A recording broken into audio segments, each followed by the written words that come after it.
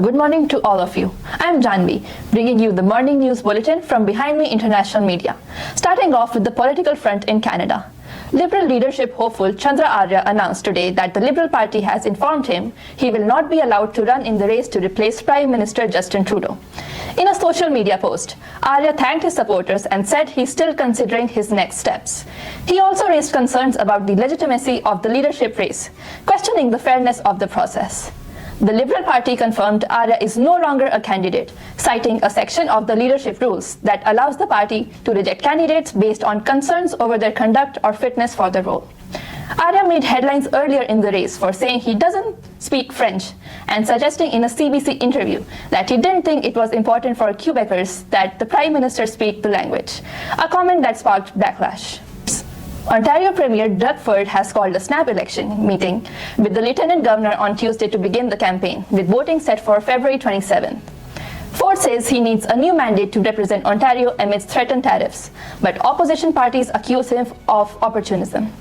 The Ontario Liberals have raised concerns that Ford's work on tariffs could violate election laws, potentially using taxpayer funds for partisan purposes. Parties are now in full campaign mode. The Liberals have nominated over 100 candidates, the NDP 36, and the Progressive Conservatives have candidates in 88 ridings. The Green Party, with momentum after a strong 2023, is aiming to expand its seat count. Moving on to the Chinese New Year celebrations. The Chinese New Year kicked off across the GTA to ring in the Year of the Snake. Chinese New Year celebrations began Saturday night in Toronto with the fireworks display in Nathan Phillips Square and cultural performances for the first time in history. This was the first time Canada had a celebration for the Chinese New Year with grand ice performance featuring creative Chinese-themed elements, a Chinese-style DJ EDM performance, and energetic dance shows blending modern choreography with traditional Chinese aesthetics by spirited young dancers. Lunar New Year is an important traditional holiday in Chinese culture. The fireworks are symbolic to Chinese cultural heritage and are deeply significant for the Chinese community. The festival hopes to represent hope, renewal, and the collective desire for a happy new year to come. Honorable Salma Zahid, who is the MP for Scarborough Centre, hosted an event at the Kennedy Convention Centre to present 28 winners of the King Charles III's Coronation Medal.